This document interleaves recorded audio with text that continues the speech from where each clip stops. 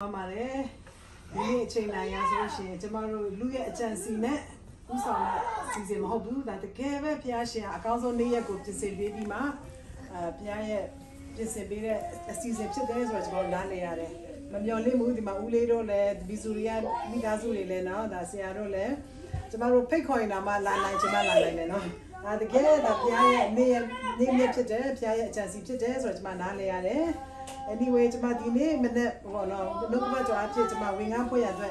just a lot of council at my ballet's way. Young teacher, Chilan, so we met my council at just a lot today. Young teacher, Chilan, look out tomorrow. I take back tomorrow, can send that to my council, you be my go just send that. What is the meaning of young teacher, Chilan? Young teacher, so I got out tomorrow ballet's way. Get the chance and message. Young teacher, get the chance and met tomorrow. Critical young teacher, get the chance, yada to reach it. Chilans or Abalas,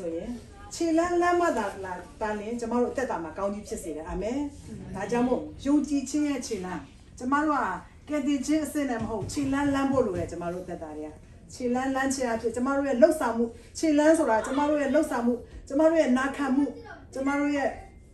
Yaya Lora Wincan, tomorrow Chilani today. Two Chilani has solution tomorrow to it. Tetama, Kazaya me,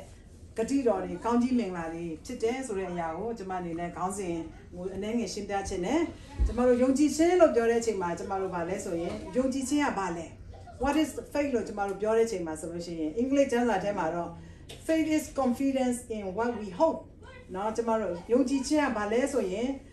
be a country Saturday and get Tim, tomorrow to Yade. Young teacher, Yoli now a yadogo, Yama Puchin tea. Many they don't a yadogo, Timas Swellanche, a jump tea. Amen. Tomorrow, look about other canalis down Jabazo. Look about Oshimpia, Corona Maro, Chimane. Tara Nete, my Inyala Korogo, Chito, Yunji, Nico, Monoman, and look about object. Jelay, Kuayame, China, you just invaded the Jesu of Chimane. Look about a wing out or come at the Shino, you have just a minute to pursue Jana or to Yasi Danda Mingla Pissira Muba. The South Pissira Muba. When you have Center also you can't deva Mija. You should correct up Yaya Namaro, me too, and look about a roll over the Sudan second and the Pia.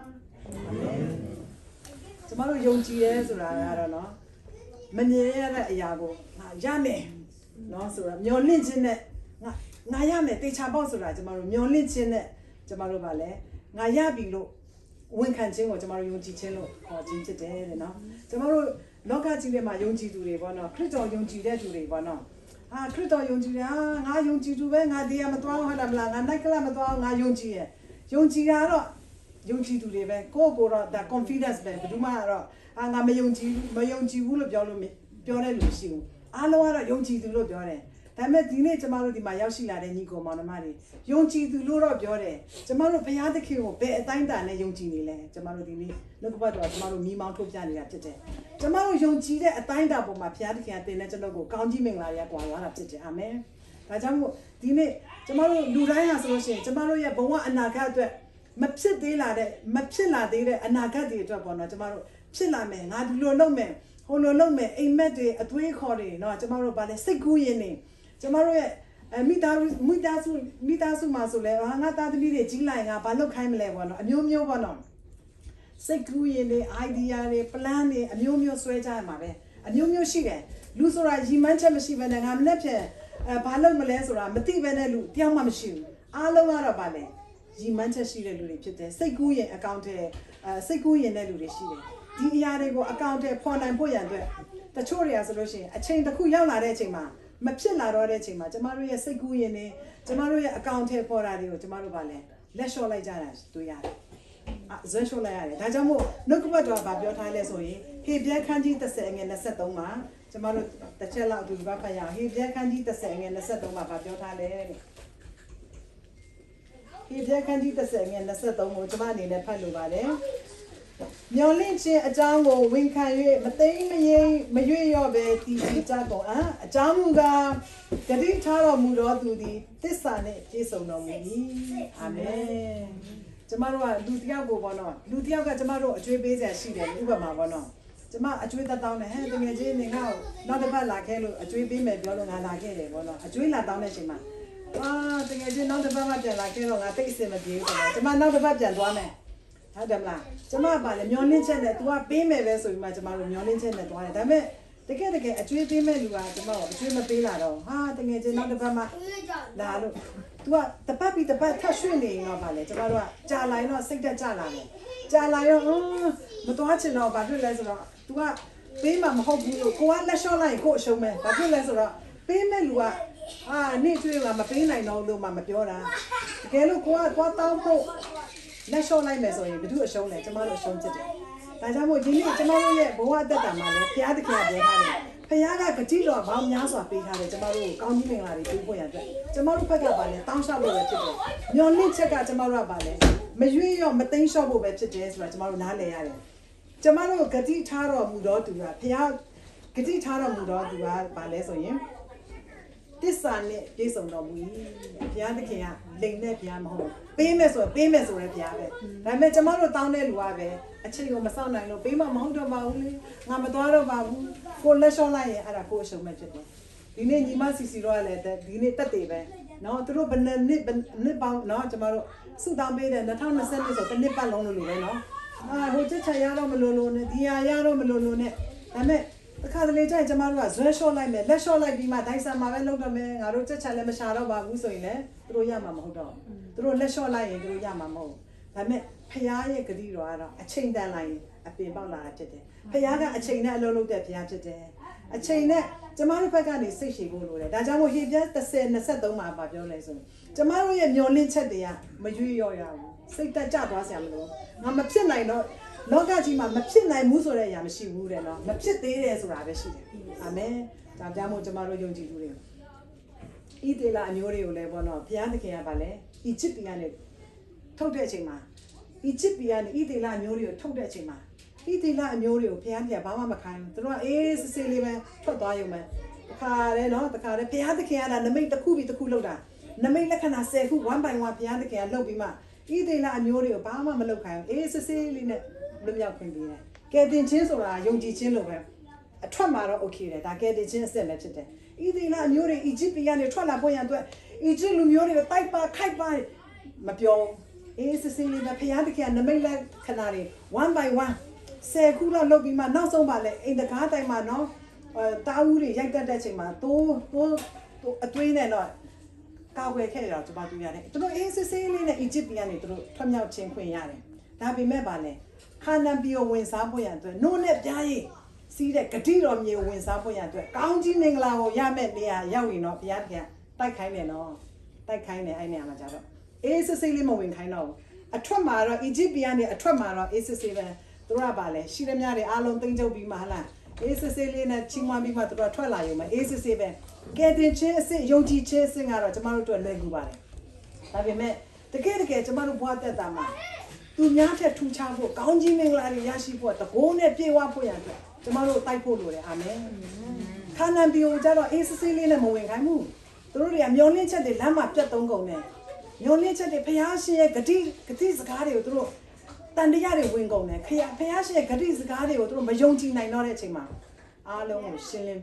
းဖယ်ရှားလိုက်တော့ကျမတို့တွေ့ရတယ်ဒီနေ့ကျွန်တော်ရဲ့ဘဝတက်တာမှာလည်းဖျားသခင်ရဲ့ဂတိဖျားသခင်ကဂတိတည်တဲ့ဘုရားဖြစ်တယ်တစ္ဆာနဲ့ပြည့်စုံတဲ့ဘုရားဖြစ်တယ်ဒါကြောင့်မို့သူဂတိတော်ကိုကျမတို့ကပါလဲတန်တရားရှိဖို့မလိုဘူးအာမင်တန်တရားရှိဖို့မလိုဘူးသူဂတိတော်ဆွဲလိုက်ရမယ်မျောလင့်ရမယ်ငါတနေ့ဖြစ်လာမယ်ဆိုတဲ့စိတ်ဓာတ်ကအမြဲတမ်းထားရမှာဖြစ်တယ်ဒါကြောင့်မို့အဲ့လိုငါတိုက်နိုင်မယ်ငါနိုင်မယ်ဆိုတဲ့ယောရှုနဲ့ကလည်းနှစ်ယောက်ပဲဘုရားသခင်ပြင်ဆင်ထားတဲ့ဂတိတော်နဲ့မြေကောင်းကြီးမင်္ဂလာကိုသူတို့ခံစားရတော့တွေ့ရှိရတယ်ကျန်တဲ့လူတွေတိတ်နဲ့ချီပဲအားလုံးကပါလဲလမ်းခုလက်မှာဘုရားက wipe out လုပ်လိုက်ပြီးသူတို့မရှိတော့ဘူးသူတို့ရဲ့ဘဝတက်တာရသူတို့ကအားလုံးပြီးသွားပြီသူတို့ဂတိတော်မြေကိုကောင်းကြီးမင်္ဂလာတွေကိုသူတို့မခံစားလိုက်ရအောင်ခံစားလိုက်ရတာပါလဲယောရှုနဲ့ကလက်ကိုပဲကျမတို့ဘယ်မှာတွေ့ရှိရလဲဆိုရင်တောလေယာကျမ်းဘယ်မှာတွေ့ရမလဲဆိုရင်ကျမတို့ယောရှုနဲ့ကလက်အကြောင်းကိုကျမတို့ဘယ်မှာတွေ့ရမလဲဆိုရင်တောလေယာကျမ်းမှာကျမတို့တွေ့ရှိရတယ်ယောရှုနဲ့ကလည်းယုံကြည်ခြင်းပေါ့နော်သူတို့ရဲ့နှစ်ယောက်ကပါလဲဆိုရင်ခါနန်ပြည်မှာရှိတဲ့လူတွေကဘလောက်ပဲအင်အားကြီးနေပါစေဣသီလလူမျိုးတွေအားလုံးကိုသူတို့ကယောရှုနဲ့ကလက်ကပြောတယ်ဟိုပါပေါ့နော်ယုံကြည်သူတွေပေါ့နော်မိတ်ဆွေတို့မကြောက်ကြနဲ့ဘုရားသခင်ကငါတို့ဘက်မှာရှိတယ်သူတို့ဘက်မှာဘယ်သူမှမရှိဘူး သူတို့ဖက်မှာစစ်တိုက်ပေးမဲ့လူမရှိဘူးငါတို့ဖက်မှာတိုက်ပေးမဲ့လူကဖျားရှိတယ်ဒါကြောင့်မို့ကြောက်စရာမလိုဘူးတဲ့ငါတို့သူတို့နိုင်မယ်လို့ပြောတဲ့ချိန်မှာဣသရေလအမျိုးတွေအားလုံးကယောရှုနဲ့ကာလက်ကဘာလဲနေအယူစကားပြောနေတာလားဆိုမှမယုံမဲနဲ့ပါလဲခဲနဲ့ပေါက်တက်ဖို့သူတို့လုပ်သေးတယ်နော်သူတို့ကမယုံနိုင်ကြဘူးယောရှုနဲ့ကာလက်ရဲ့ပြောတဲ့စကားကိုသူတို့မယုံနိုင်ကြဘူးဒါပေမဲ့ပါလဲဘုရားသခင်ကယောရှုမဆာခန်းကြီးတဲ့အငယ်3မှာလည်းဗာပြောထားလဲဆိုတော့ယောရှုနဲ့ကာလက်ကိုမကြောက်နဲ့မစိုးရိမ်နဲ့ငါနင်တို့နဲ့သူရှိတယ်သွားနင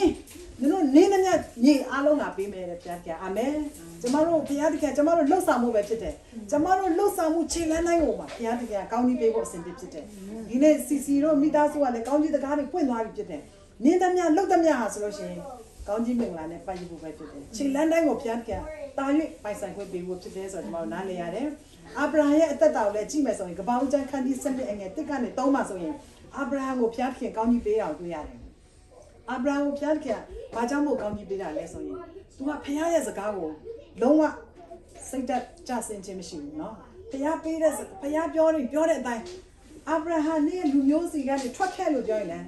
းသူနားလဲလဲမလဲလဲဘုရားခိုင်းတဲ့အရာဆိုရင်ကျမတို့နားလဲသည်ဖြစ်စေနားလဲသည်မလဲသည်ဖြစ်စေတတ်သည်ဖြစ်စေမတတ်သည်ဖြစ်စေ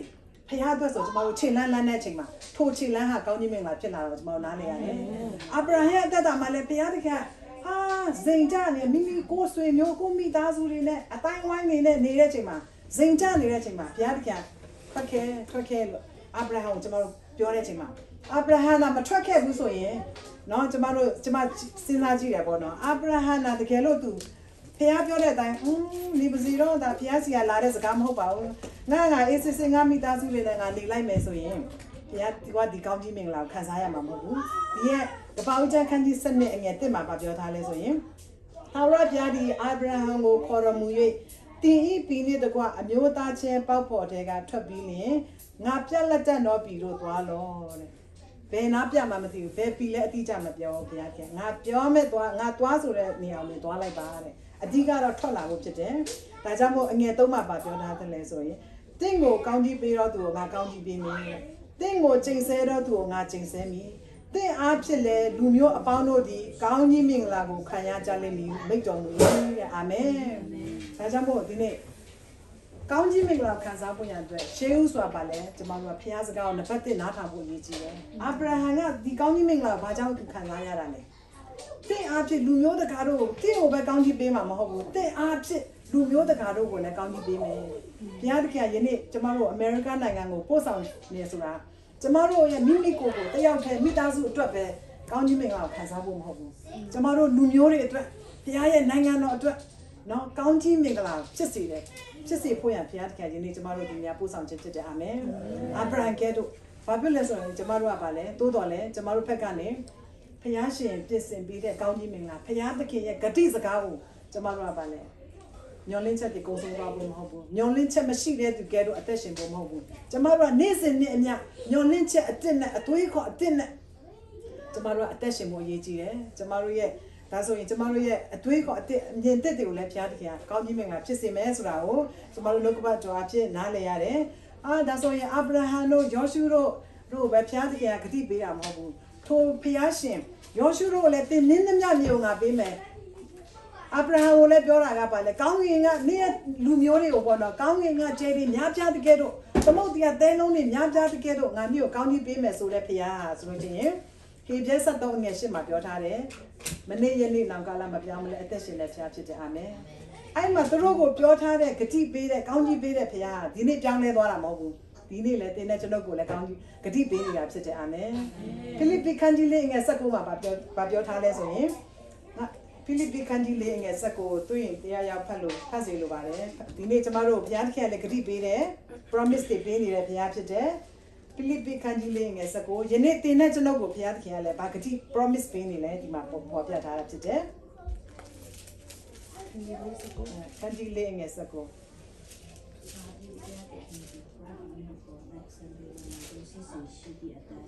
တင်တို့အလိုရှိတဲ့အတွက်ယေရှုခရစ်အဖြစ်ပြည့်စုံစေတော်မူလိမ့်မယ်။အာမင်။ဒါဒီနေ့တင်တဲ့ကျွန်တော်ကိုဘုရားသခင် promise ပေးနေတဲ့ညဖြစ်တယ်။နော်။ကျမတို့ကိုယ်ွယ်တဲ့ဘုရားကဘုံစည်းစိမ်နဲ့ပြည့်စုံတဲ့ဘုရားဖြစ်တယ်။ဒါကြောင့်မို့ကျမတို့ဗမာတွေကပြောတယ်ပေါ့နော်။ လူအလိုနတ်တာမလိုက်နိုင်ဘူးတဲ့ဒါပေမဲ့ဘုရားသခင်ကကျမတို့ရဲ့အလိုကိုအလိုရှိသမျှတို့ကိုတဲ့နော်ကျမတို့ကိုယေရှုခရစ်အပြင်ကျမတို့ကိုပြည့်စုံစေမယ်ဆိုတော့နှုတ်ကပတ်တော်အပြင်ပြောပြထားတာကျမတို့ရဲ့ဝမ်းမြောက်စရာတည်ငောင်းဖြစ်တယ်နောက်ပြီးတော့ဗာလေတစ်ကောခန်းကြီး15အငယ်9ကောရိန္သုဩဝါဒစာပထမဆောင်ခန်းကြီး15အငယ်9တွေ့တဲ့လူအရင်ဖတ်ပြီးလို့ရတယ်ကောရိန္သုဩဝါဒစာခန်းကြီး15အငယ်9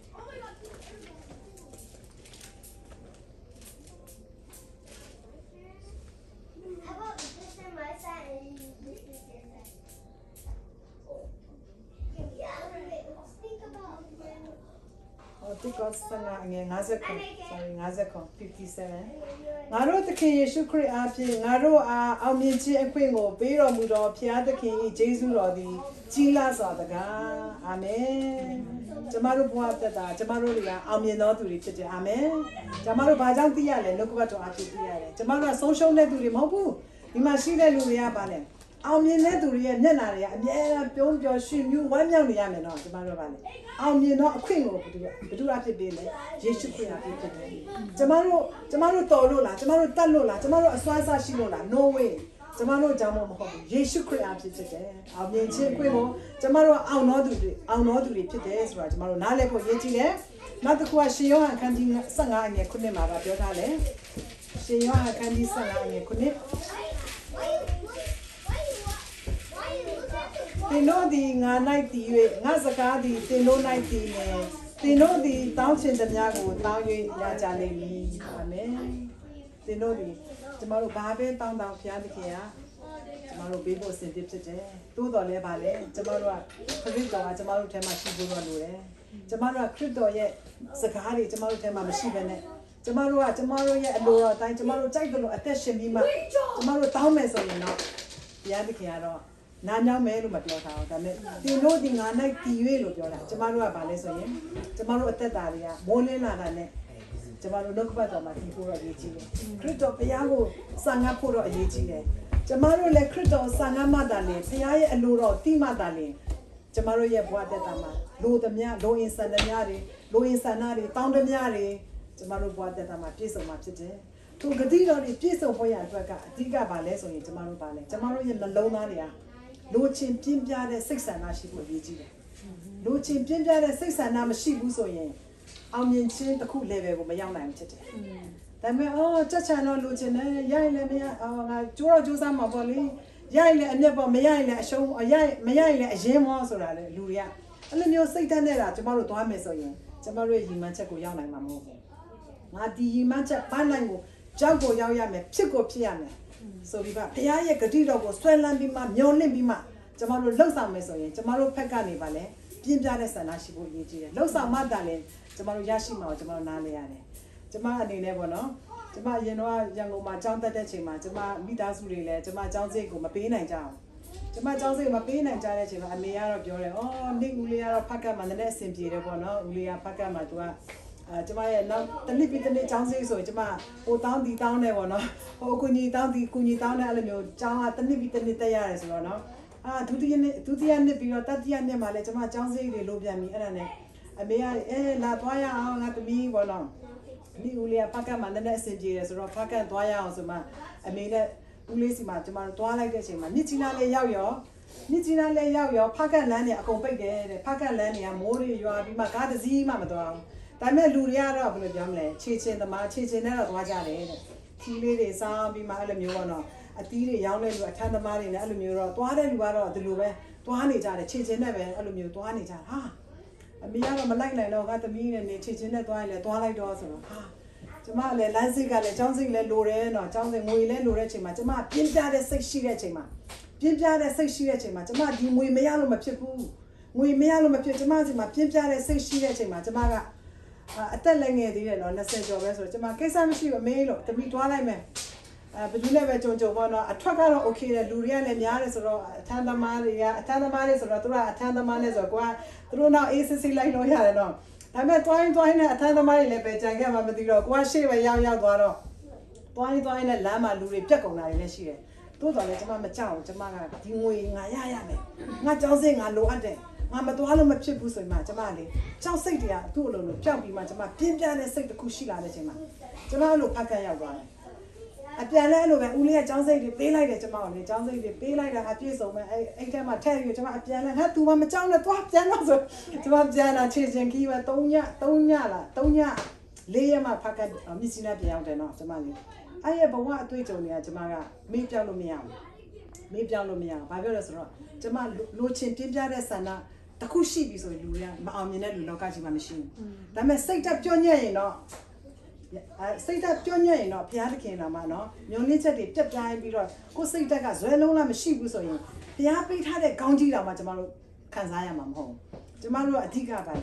ေစိတ်တက်ကမပြောညက်ဖို့ရည်ကြီးတယ်ပြင်းပြဖို့ဆန္ဒရှိဖို့ရည်ကြီးတယ်ကျမတို့မိုးကုတ်မှာဆိုရင်တော့ကြောက်တူတဲ့အလုပ်တွေလုပ်ကြတယ်အဲ့နဲ့ဆရာတယောက်ကအခုအမှုတော်ဆောင်ဆရာကြီးပဲတော်တော်လေးသူကဘုရားအသုံးပြုနေတယ်မြန်မာပြည်မှာဆရာကြီးမြစ်ကြီးနာဆရာကြီးကြီးဆုံးချမ်းလို့ခေါ်တယ်သူကကျမတို့မှာလာလေနဲ့အဲ့တော့ကျမကအသက်က15နှစ်လောက်14-15လောက်ပဲရှိမယ်သူကကြောက်တော့သူရအောင်ဆိုသူလည်းလိုက်သွားတယ်ကျမလိုက်သွားကျမမိုးကုတ်သူဆိုတော့ဘယ်နားမှာဆရာလို့လည်းမခေါ်ဘူးနော်အဲ့လိုမျိုးပေါ့နော်အဲ့ဒါမှဆရာကြောက်အဲ့နားမှာဂျုံကောင်းတဲ့နေရာဆိုသူကျမပြတယ်သူကလည်းအဲ့ဂျုံကောင်းတဲ့နေရာနဲ့လက်ချားနဲ့နိုင်ပြီးတော့ကျမတို့နေအောင်တော့မြေတွေကောပြီးမှရေရှိတဲ့နေရာမှာပေါ့နော်ထမ်းပြီးမှအဲ့မြေပုံစံတွေကိုကျမတို့ထမ်းပြီးမှရေရှိတဲ့နေရာသွားပြီးမှခနဲ့ဆေးရတယ်ဆေးပြီးမှမြေရောဟိုဘာလို့ဒီရဲ့ဂျုံကတော့တော်တော်ကောင်းတယ်ကျမတို့ရဲ့မြေကတော့တော်တော်ကောင်းတယ်ကြောက်ပါမဲ့မြေရောကြောက်ပါတဲ့မြေမျိုးပဲမြေကိုကြည့်လိုက်တာနဲ့ကျမတို့ကလည်းမိုးကုတ်သူဆိုတာသိတယ်ဒါကတော့ဗဒမြားကောင်းထွက်မဲ့မြေမျိုးဆိုကျမသိတယ်ချက်ချင်းပဲမြေကောင်းတယ်ဆရာလို့အဲ့ဒါနဲ့ကျမတို့လည်းစူးစမ်းတယ်4-5ခေါက်တနေ့ကိုညနေ4နိုင်လောက်တော့နေလဲဝင်တော့မယ်သူကဒီဘောကမဖြစ်တော့ဘူးငါတို့လည်းကြောက်လို့ဝေးမှလည်းမရဘူးတဲ့ငါလည်းမောပြီးတယ်သူလည်းပြန်ကြစိုးတယ်အဲ့လိုပြောကျမတော့ပြင်းပြတဲ့ဆန္ဒရှိထွက်ကိုထွက်ရမှာဆရာမပြန်ဘူးလို့နောက်တစ်ခေါက်ဝင်လို့ဆရာသားကအဲ့သူကလည်းနောက်အေးပါတဲ့နေရလေတဲ့တော်တော်လေးစိတ်မာတယ်ကျမလည်းငယ်ရနေစိတ်တော့မာတယ်ကိုဖြစ်ချင်တဲ့ຢာဆိုတော့လုံလိုက်ရမှအဲ့လိုမျိုးပေါ့နော်ဆိုတော့အဲ့ချိန်မှာ तू ကကျမအတင်းဝင်သူ့ကိုအတင်းနောက်တစ်ခေါက်ပြောင်းခိုင်းတယ်အဲ့လက်ကြားထဲမှာဆရာကြီးအဲ့ဒါကြောင့်မို့နောက်တစ်ခေါက် तू ဝင်လိုက်ပြီးရှင်နောက်ဆုံးနေဝင်ခံပြီးမှကျမတို့အဲ့ပတ်စီလိုက်တဲ့ဂျုံးပါပေါ့နော်ကြောက်ကြီးတော့လက်တန်းလောက်ပါလာတယ်အဲ့တော့တော်တော်လေးကျမတို့အဲ့ခစ်တော့3သိန်းလောက်ရောင်းရတယ်နော်သူနဲ့ကျမနဲ့9000စီခွဲလိုက်ရတယ်ဆိုတော့ဒီနေ့ချိန်ကြီးဆရာလည်းမမေ့ဘူးအဲ့ရဇလန်စတိုရီကိုပေါ့နော်မမေ့နိုင်ဘူးသူလည်းဒါပေမဲ့ပြောချင်တာကပါလေမလျှော့တော့ဆွဲမလျှော့ဘူးပဲအခက်ခဲရတော့ကြုံလာမယ်ပြင်ပန်းလာမယ်ကျမတို့ဘွားတက်တာမှာတိုးတော်လဲပါလေကျမတို့တွေကမလျှော့တော့ဆွဲလုံးလားရှိဖို့ရည်ကြီးရဲဆိုတော့ကျမတို့လောက်ကပတ်သွားပြင်နားလဲရတယ်ရှင်မာကုခန်းကြီး30အငယ်49နဲ့ဒီအချက်3ယောက်အကြောင်းကိုကျမပြောပြီးဤကုန်းချုပ်မှာဖြစ်တယ်ရှင်မာကုခန်းကြီး30အငယ်46ကနေ52မှာဘု து အကြောင်းတွေ့ရလဲဆိုရင်တိမဲရဲ့သားဗာတိမဲတဲ့မြက်ကန်းအကြောင်းတွေ့ရတယ်ဗာတိမဲကသူကမျက်စိမမြင်ဘူးမျက်စိမမြင်တဲ့အချိန်မှာ तू ကယေရှုကလာမယ်ဒီမြို့ကိုလာမယ်ယေရှုကဘာမဆိုတတ်နိုင်တယ်လို့ तू နားလေတဲ့အချိန်မှာ तू ကယေရှုလာတဲ့တည်င်းကို तू ကြားတာနဲ့နော်ဗာတိမဲက तू control မလုပ်နိုင်တော့ဒါဝိရဲ့သားတော်ယေရှုလို့ तू အော်တယ်ကျွန်တော်တော့ तू အော်တဲ့အချိန်မှာလူတွေကအေးနင်းပါစပိတ်ထားဘာဖြစ်ဆိုတော့တောင်းစားဆိုတာကလေအဲ့လိုမျိုးသူများနာမည်တတ်ပြီးခေါ်လို့မရဘူးဟလိုဆရာဘာညာလို့အဲ့လိုမျိုးတွေပဲခေါ်လို့ရတယ်နော်အဲ့လိုတခင်ကြီးလို့ဘာညာအခုက तू ကဒါဝိရဲ့သားတော်ယေရှုဆိုနာမည်ကိုတတ်ပြီးမှ तू ဘိုင်မင်းနဲ့ခေါ်တော့လူတွေကအဲ့လိုမျိုးကလည်း तू အစ်စ်နဲ့ယေရှုနာမည်ကို तू ခေါ်ဖို့နာမထိုက်တဲ့လူက तू အားရပါရခေါ်တဲ့အချိန်မှာပါလေလူတွေကသူ့ကိုနော်ပါဇက်ပိတ်ထားနေမခေါ်နဲ့ဒီမှာသူ့ကိုပြောတယ်နော်ဒီရဲ့မာကုခန်းကြီး30အငယ်46ကနေ52ကိုဖတ်ရင်ကျမတို့ဒီမှာတွေ့ရတယ်ဒါပေမဲ့ तू ကသူများရဲ့တိတ်နေပါဇက်ပိတ်လို့ပြောလေ तू အော်လေပဲပေါ်အော်လေပဲယေရှုဒါဝဲ तू အော်လေပဲဘာဖြစ်ဆိုတော့ तू ပြင်းပြတဲ့ဆန္ဒရှိတယ်ဒီယေရှုနဲ့ငါနဲ့ထိထွေးပြီဆိုရင်ငါရဲ့မျက်စိပွင့်လဲမဲ့ဆိုတော့ तू ယုံကြည်လို့ဖြစ်တယ်အာမင်အဲ့ဒါ तू ဘယ်သူမှ तू ကို control လုပ်လို့မရဘူးဘယ်သူမှ तू ကိုတားလို့မရလာမတားနဲ့တားလေးအော်လေးဖြစ်တဲ့အချိန်မှာ तू ကနောက်ဆုံးယေရှုကခေါ်လိုက်ပါလာခိုင်းလိုက်ပါ तू ဘယ်သူလဲတွေးတဲ့အချိန်မှာယေရှုကပါလဲနေပါလို့ချင်တာလဲမေးတဲ့အချိန်မှာယေရှုကကျွန်တော်မျက်စိကန်းတယ်လေမြင်ပေးရတော့မှာဗောနင့်မျက်စိမြင်စေလို့မပြောဘူးယေရှုကမင်းသေးတယ်နေပါဖြစ်ချင်တယ်လို့မေးတယ်ကျွန်တော်မျက်စိမြင်ချင်တယ်ယေရှုဒါကြောင့်မို့ကျမတို့လိုချင်တာကိုကျမတို့ရဲ့လိုချင်လိုအပ်တဲ့အရာဖခင်ကတော့သိတယ်ဒါပေမဲ့တစ်ခါလေကျရင်ကျမတို့ရဲ့ဗဇက်ကနေတောင်းဖို့ဖခင်လိုတော့ရှိတယ်အာမင်ကျမတို့ဗဇက်ကနေတောင်းဖို့ဖ ဘုရားတရားလိုပဲဖြစ်တယ်ခါလေးကျရင်ကလေးတွေလည်းကိုသားသမီးတွေကသူတို့လိုချင်တာကြည့်တယ်သူတို့ဘာလို့ဗိုက်စာတွေကတည်တယ်တိုးတော်လဲပါလဲအမေဗိုက်စာတယ်လို့ပြောဖို့ကျမတို့စောင့်နေတာဖြစ်တယ်ခါလေးကျရင်သူတို့ပြောမှကျမတို့လုပ်ပေးရတာကိုကျင်တတ်တယ်ဒါကြောင့်မို့ခါလေးကျရင်လည်းဘုရားကပါလဲယေရှုနဲ့တွေ့သွားတဲ့အချိန်မှာဒီရဲ့မျက်ကန်းဟာသူ့ရဲ့ဘဝတတမှာဒီတစ်သက်လုံးမမြင်တဲ့မျက်စိဟာမြင်ခွင့်ရတယ်ဆိုတာကျွန်တော်တွေ့ရှိရတယ်။ဘာလဲဆိုရင်သူ့ရဲ့ယေရှုအကြောင်းကိုသိတာပဲမဟုတ်ဘူးသူကပါလဲ။ယေရှုနဲ့ထိတွေ့ပြီးမှသူ့ရဲ့နှလုံးကပွင့်လင်းတာကိုတွေ့ရတယ်။ယေရှုကဘာပြောလဲ။တင်းရဲ့ယုံကြည်ခြင်းဟာတင်းကိုကယ်မပြီတဲ့။အာမင်။ကျွန်တော်တို့ယုံကြည်ခြင်းဟာမလျှော့တော့ယုံကြည်ခြင်းရှိဖို့ရည်ကြီးတယ်။ကျွန်တော်တို့ယုံကြည်ခြင်းဟာတစ်ဆက်လေးမှလျှော့သွားလို့မရဘူး။နည်းနည်းလေးဈေးစစ်လို့မရအောင်ကျွန်တော်တို့ယုံကြည်ခြင်းကအမြဲတမ်း mountain ထားရမယ်အပြည့် 100% ကျွန်တော်တို့လောကကြီးမှာဘယ်အရာမဆိုငါရမယ်ငါမျောလင့်ချက်ရှိတယ်ဆိုတော့ယုံကြည်ခြင်းနဲ့ကျွန်တော်တို့အသက်ရှင်ဖို့ရည်ကြီးတယ်နော်လုံးဝမလျှော့ဖို့ရည်ကြီးတယ်ကျွန်တော်တို့ကဖခင်ကကျွန်တော်တို့အခြေအနေကိုမကြည့်ဘူးကျွန်တော်တို့ရဲ့ကျွန်တော်တို့ရဲ့အရေးအချင်းကိုကျွန်တော်တို့မကြည့်ကျွန်တော်တို့နှလုံးသားကိုကြည့်တယ်ဘုရားဖြစ်တယ်နောက်ဗာလဲမာကုခန်းကြီး9အငယ်25အနေ34မှာဆိုရင်ကျွန်တော်တို့ဘသူရဲ့အကြောင်းတွေ့ရလဲဆိုရင်12နှစ်ပတ်လုံးတွေးတော်နာဆိုတဲ့အမျိုးသမီးအကြောင်းတွေ့ရတယ်သူကပါလဲဆိုရင်သူစီမှာရှိတဲ့အရာလဲအကုန်လုံးကုန်ပြီအားလုံးသိတဲ့အတိုင်းပဲเนาะတို့တော်လဲပါလဲသူမှနောက်ဆုံးကြည်စံမှာနောက်ဆုံးမျှော်လင့်ချက်တစ်ခုကပါလဲအာယေရှုနဲ့ကြည့်တွေ့ရမှာဖြစ်တယ်ငါယေရှုနဲ့တွေ့ရင်တော့သူ့ပဲထိရเนาะဘယ်နာမဲ့ထိရသူငါ့ကိုမသိလဲနေပါစေတော့ယေရှုနဲ့ငါနည်းနည်းလေးထိလိုက်ရရင်ငါယောဂအကုန်ပြောင်းတယ်လို့သူ့ရဲ့ယုံကြည်ခြင်းနဲ့လူအုပ်ကြားထဲကနေမဖြစ်နိုင်တဲ့လူအုပ်ကြားထဲကနေသူမနေပဲစူးစမ်းပြီးမှစူးစမ်းရတယ်ခြေလန်းရတယ်သူရဲ့လှုပ်ဆောင်မှုကြောင့်မို့ပါလဲယေရှုနဲ့နောက်ဆုံးမှထိတွေ့လိုက်တဲ့အချိန်မှာသူ့ကိုယ်သူလည်းသိတယ်သူရဲ့ခံစားတဲ့12နှစ်ပတ်လုံးခံစားတဲ့ယောဂဝေဒနာလုံးဝပြောင်းလဲသွားပြီဆိုတော့သူခံစားရတယ်ဆိုတော့နားလေရတယ်ဒါပေမဲ့ယေရှုလည်းသိတယ်ယေရှုကသိတယ်ငါ့ကိုဘယ်သူထိတာလဲငါ့ကိုတရားရောက်တော့ထိလိုက်ပြီတဲ့နော်ဆိုတော့တပည့်တော်တွေကကိုရောတလောက်လူအုပ်တွေများနေကြိတ်တိုးနေတာဟောဒီဘလို့ကိုရောထိတာတွေမေးနေတာလဲပေါ့နော်မဟုတ်ဘူးယေရှုသိတယ်ယေရှုကခါလေးကျရင်ကျမတို့ရဲ့အသက်တာမှာအော်ဘုရားသခင်ငါ့ကိုမသိပါဘူးငါ့ကိုနားမလည်နိုင်တာဘူးငါကတော့ဘာမှမဟုတ်တာငါ့ကိုဘုရားသခင်အတိမမပြုပါဘူးကျမတို့ကအားငယ်နေလိမ့်မယ်မဟုတ်ဘူးတင်နဲ့ကျွန်တော်ကိုဘုရားသခင်စိတ်ဝင်စားတယ်ဘယ်တော့မှဖြစ်မထားဘူးဒီနေ့ဘုရားသခင်ဂရုစိုက်နေတယ်နည်းနည်းလေးနဲ့ဘုရားသခင်သိတယ်ဆိုတော့ကျွန်တော်နားလည်ရတယ်လူအုပ်တွေဘလောက်ပဲများဘလောက်ပဲအလုရှုံနေရှုံပါစေတင်းနဲ့ဘုရားကိုတင်းနဲ့ကျွန်တော်ကိုမမေ့တဲ့ဘုရားဖြစ်တယ်တင်းမိသားစုတွေကတင်းကိုမေ့သွားတယ်တကယ်ချင်းအပေါင်းပေါ်တွေကအားတဲ့အချိန်မှာတင်းကိုကူညီလိမ့်မယ်တကယ်ချင်းငါမလာနိုင်ဘူးငါ busy တယ်အခုလည်းဒီမှာချင်းလိုက်ကျမတို့အစီအစဉ်တွေလုပ်တယ်တချို့တကယ်ချင်းတွေနော်ဟုတ်တယ်မလားမလာနိုင်တဲ့လူတွေလည်းရှိတယ်အကြောင်းမျိုးကြောင့်သို့တော်လည်းဘုရားသခင်ကဘလောက်ပဲ busy ဘလောက်ပဲလူအုပ်များနေပါစေတင်းနဲ့ကျွန်တော်ကိုအတိမတ်ပြုလိုက်ပြန်ဖြစ်တယ်အာမင်ဒါကြောင့်မို့ယေရှုကဒီအမျိုးသမီးကိုပြောလဲဆိုရင်ငါသမီးတဲ့တင်းရဲ့ယုံကြည်ခြင်းအပြင်တင့်အနာရေးစေပြီအာမင်ဒီနေ့ကျမတို့ရဲ့ယုံကြည်ခြင်းကမလျှော့ဖို့ပဲရည်ကြီးတယ်အချိန်တန်လာတဲ့အချိန်မှာကျမတို့ကယုံကြည်ထားမယ်မျှော်လင့်ထားမယ်တစ်ချိန်မှာယေရှုနဲ့အချိန်ဆက်လာတဲ့အချိန်မှာယေရှုနဲ့ထိတွေ့တဲ့အချိန်မှာကျမတို့ရဲ့ညွန်နှင်းချက်တွေကဆိုလို့ရှိရင်ကျမတို့ရဲ့အိမ်မက်တွေကအကောင်းဆုံးအားလုံးအကောင့်ထဲပေါ်လာမှာဖြစ်တယ်ဆိုတော့ကျွန်တော်တို့ project ဖြစ်နားလည်ရတယ်နောက်ဆုံးတစ်ယောက်အနေနဲ့ဘယ်သူ့ကိုတွေ့ရလဲဆိုရင်ဇက်ခဲရလဲပါလေယေရှုကိုမတွေ့ဘူးမနေနိုင်ဘူး။ तू ကဂျပူဆိုတော့နော်လူအုပ်ကြားထဲမှာနော် तू မတိုးနိုင်ပေမဲ့ तू အုံနောက်ရှိတယ် तू တစ်ပင်ပေါ်တက်တယ်။ဒါကြောင့်မို့ချစ်တော်ညီကိုမောင်တို့ဒီမှာရှိရတယ်ရောက်ရှိလာတဲ့ညီကိုမောင်တို့ကျမတို့ရဲ့ဘဝတက်တာမှာယေရှုရဲ့အကြောင်းကိုသိရုံနဲ့တော့ကျမတို့ဘဝတက်တယ်ရတယ်ဒီပုဂ္ဂတိပဲဖြစ်တယ်။ယေရှုအကြောင်းကိုပဲသိမယ်ဆိုရင်ကျမတို့ဘဝတက်တာမှာလည်းမယုံကြည်တဲ့သူတွေနဲ့အတူတူပဲကျမတို့ဘာမှပြောင်းလဲမှာမဟုတ်ဘူး။ဒါပေမဲ့ယေရှုနဲ့ထိတွေ့မှသာလေကျမတို့ဘဝတက်တာပြောင်းလဲမှာဖြစ်တယ်လေ။ယေရှုနဲ့ထိတွေ့မှသာလေ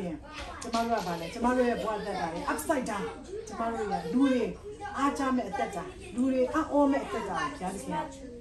ပြောင်းလဲစေဖြစ်တယ်ဆိုတော့ကျွန်တော်နားလည်ရတယ်။ဒါကြောင့်မို့ကျွန်တော်တို့ယနေ့သင်နဲ့ကျွန်တော်တို့ယနေ့ဒီမှာရောက်ရှိလာတဲ့ညီကိုမောင်နှမတွေတကယ်ယေရှုနဲ့ကျွန်တော်တို့မိထားတာယဉ်ကျေးမှုရှိနေပြီ။တကယ်ယေရှုနဲ့ကျွန်တော်တို့ဘယ်အတိုင်းအတာထိကိုယ့်ကိုယ်ပဲလိမ်လို့မရအောင်ဖြစ်တယ်။ကိုယ့်ကိုယ်လိမ်လို့မရအောင်ဖြစ်တယ်။လူအရှိမတော့ဘုရားနဲ့ဆိုင်လို့လုံးနေတော့ကျွန်တော်ပြောတယ်။တကယ်တမ်းတည့်ရဲ့နှလုံးသားကဘုရားတင်နဲ့ဘယ်လောက်ထိနဲ့ဆိုင်နေလဲ။ကျွန်တော်တို့အော်ရမှာဖြစ်တယ်။ကျွန်တော်တို့တစ်ပင်ပေါ်တိုက်တင်လဲတိုက်ရမှာဖြစ်တယ်ယေရှုနဲ့ထိတွေ့ဖို့ရတဲ့ဘလို့အချိန်တွေပဲဖြစ် ယေရှုနဲ့ထိတွေ့ဖို့ဆိုရင်ယေရှုနဲ့တွေ့ဖို့ဆိုရင်ကျမတို့တွေကအားလုံးကိုဆွတ်လွတ်ရမှာဖြစ်တယ်ဆိုတာကျမတို့ဒီနေ့တော့ကတော့အဖြစ်ပေါ်ပြချင်ဖြစ်တယ်နောက်ဆုံးဒီယောဟန်ခန်းကြီးနောက်ဆုံးတစ်ခုတွေ့ဖတ်လဲ30အငယ်လေးရှင်ယောဟန်ခန်းကြီး30အငယ်လေး30လေးကိုကျမတို့တွေ့အားလုံးသူကဖတ်ရအောင်နောက်ဆုံးချက်လေးဖြစ်တယ်ရှင်ယောဟန်ခန်းကြီး30လေးနှစ်နိုင်လေးထိုးပြီးဆိုတာအားလုံးလည်းပိုက်စာနေလိုက်ပြီလားရှင်ယောဟန်ခန်းကြီး30အငယ်လေးကျမတို့ဘာကိုတွေ့ရလဲဆိုရင်သူလို့ရှိရင်အားလုံးသူကဖတ်ရအောင်တိုးများကိုထုတ်တော်အခါတိုးတို့ရှိမှသွား၍တိုးများသည်သူ၏စကားတန်ကိုကျွမ်းတော်ကြောင့်လိုက်တတ်ကြ၏အာမင်တိုးတွေကမျက်စိမမြင်ဘူးအတန်ကိုကြားပြီးမှပဲလိုက်တာဖြစ်တယ်တိုးတွေကိုတကားကားကနေဖွင့်လိုက်တာနဲ့တိုးရဲ့ခြံတကားကိုဖွင့်လိုက်တာနဲ့တိုးတွေကဘယ်ကိုသွားမှမသိဘူးဒါပေမဲ့သူ့သခင်ရဲ့အတန်ကိုသူတို့ကျွမ်းဝင်တဲ့အတွက်ကြောင့်သခင်နောက်ကိုပဲပတ်သူတို့ပြောစရာမလိုသူတို့သခင်ရဲ့အတန်ကိုကြားတတ်တယ်သခင်ရဲ့အတန်ကိုသူတို့ရင်းနှီးတဲ့အတွက်ကြောင့်ဒီနေ့ကျမတို့တင်တဲ့ကျွန်တော်တို့ရဲ့ဘဝတည်းတာဒီယောဘခန်းကြီးယောဘဝိတုခန်းကြီး20အငယ်21မှာလည်းပြောတာလေသခင်ဘုရား၌ယင်းနှီး၍အကြောင်းဝင်မိထားယင်းနှီး၍အကျွမ်းဝင်ရမယ်တဲ့သူပြုမှတန်လေကောင်းစားခြင်းတို့ရောက်မယ်လို့ဒီယောဘဝိတုမှာလည်းပြောထားခြင်းဖြစ်တယ်ဒီနေ့တင်တဲ့ကျွန်တော်တို့အသက်တာဆိုလို့ရှိရင်ဘုရားသခင်နဲ့အကျွမ်းဝင်ဖို့အရေးကြီးပါလို့ဖြစ်တယ်ဒီမှာဘုရားသခင်နဲ့အကျွမ်းဝင်မှတန်လေကျမတို့ကဖခင်ရဲ့အတန်ကိုလည်းကြားတတ်မှာဖြစ်တယ်။ဖခင်နဲ့အကျွမ်းမဝင်ရင်ဖခင်ရဲ့အတန်ကိုလည်းမကြားတတ်ဘူး။ဖခင်နဲ့အကျွမ်းဝင်ဖို့ရန်ကျမတို့ဘာလိုအပ်လဲ။အမြဲတမ်းနှုတ်ကပတ်တော်ဖတ်ဖို့ရည်ကြီးတယ်။နှုတ်ကပတ်တော်များများဖတ်လေဖခင်ရဲ့အတန်ကိုနားထောင်ပြီးမှကျမတို့ဘဝသက်တာတွေကဆိုလို့ရှိရင်သူတပားတွေအားကြဖို့အသက်တာတွေဖြစ်လာမှာဖြစ်တယ်။သူတပားရဲ့အောင်မြင်မှုတွေလောကကြီးမှာသူတို့အောင်မြင်လိုက်တာသူတို့ကဒီကောင်းကြီးတွေခံစားနေသူများဖြစ်တာကိုပဲကျမတို့ကအားကြဖို့မဟုတ်ဘူးပါနဲ့။ကျမတို့ဖြစ်တာကိုဒီတပါအားကြောင့်ဘုရားလိုတော်ရှိတယ်အာမင်ဒီနေ့ဒီမှာရှိတဲ့အထူးသဖြင့်ပေါ့နော်စီစီတို့ညီမတို့မောင်ဆန်တို့မိသားစုပေါ်မှာလည်းဒီထက်မကဘုရားသခင်ကလည်းကောင်းကြီးပေးမှဖြစ်တယ်ဒီထက်မကတင်းရဲ့အသက်တာမှာလည်းဘာဖြစ်လို့ဆိုရင်ဘုရားသခင်နဲ့တင်းတို့ဒီငါနိုင်တီငါစကားဒီတင်းတို့ဘုရားသခင်နဲ့ clip ဖြစ်ပြီးမှကျမတို့သွားမယ်ဆိုရင်တနေ့ပြီးတနေ့ဝါကျမတို့ကပါလေမမြင်ဘာဖြစ်လဲဆိုတော့မမျော်လင့်နိုင်နဲ့ကိုကတော့ချက်ချက်လုပ်ငန်းဆိုတာတော့ပုံမှန်ဝင်ပဲ okay ချက်တစ်ခေါက်ထုတ်ရင်ဘယ်နှတောင်းရမယ်နှစ်ခေါက်ထုတ်ဘယ်နှတောင်းရမယ်ကိုအတိုင်းတာကိုကဒီလောက်ပဲမြင်တယ်ဖျားလောက်လာပြီဆိုရင်ဒီထက်မကတဘာဝတော်ဖျားဖြစ်တယ်ဒီထက်အစတရားဟိုကလှုပ်ချပလိုက်မှာဖြစ်တယ်ဟာငါတို့ကဒီငွေနဲ့ပြန်ဝင်တာလေငါတို့ကဒီလောက်ပဲရမှာလေသူတို့ကချက်ချက်ပဲလုပ်တာမလားဒါတွေကဘလို့ဖြစ်လာတာတော့ဟာဒီကောင်းကြီးတွေကသူတို့ကဖျားနဲ့သွားနေလို့ဖြစ်တယ်တော့မှပဲနေမြို့မှာပဲနေနော်ဖျားသခင်နဲ့ရင်းနှီးပြီဆိုရင်ကောင်းကြီးမင်္ဂလာတင်တဲ့အတူရှိရဲဆိုတော့ကျွန်တော်နှုတ်ကပတ်တော်အပြည့်ခွာပေးလို့ပါတယ်။အော်ငါတို့ဆရာတွေလည်းမရှိဘူးငါတို့ဖျားเจ้าလည်းမသွားနိုင်ဘူးငါတို့ဘယ်သူမှလည်းဝိညာဉ်ရဲ့မှာအားပေးတဲ့လူမရှိဘူးစိတ်သက်ကြစရာမလိုဘူးဒီမှာနှုတ်ကပတ်တော်ရှိတယ်။ဖျားသခင်ဆိုလို့ရှိရင်ကျွန်တော်တို့ရှိတဲ့နေရာမှာကျွန်တော်တို့ဘယ်သူပဲရှိမရှိအတိုင်းဝိုင်းနဲ့ရှိမရှိဖျားသခင်ရှိဖို့အရေးကြီးတယ်ဆိုတဲ့အရာကိုလည်းခွာပေးခြင်းနဲ့စိတ်ဓာတ်မကြဖို့ခွာပေးခြင်းနဲ့စိတ်ဓာတ်ကြဖို့အရာတွေတွေးကြုံရတယ်လေထိုးအရာတွေကလည်းဘုရားသခင်ကကောင်းကြီးမင်္ဂလာဖြစ်စေဖို့ဘုန်းတော်ထင်ရှားစေဖို့ဖြစ်တယ်ဆိုတာနားလည်ပြီးမှအသက်တာကိုရှောက်လန်းသွားပြီးမှဘုရားရှင်ပြင်ဆင်ထားတဲ့ဂတိတော်ပေါင်းများစွာကောင်းကြီးမင်္ဂလာအပြားပြားကိုလည်းယနေ့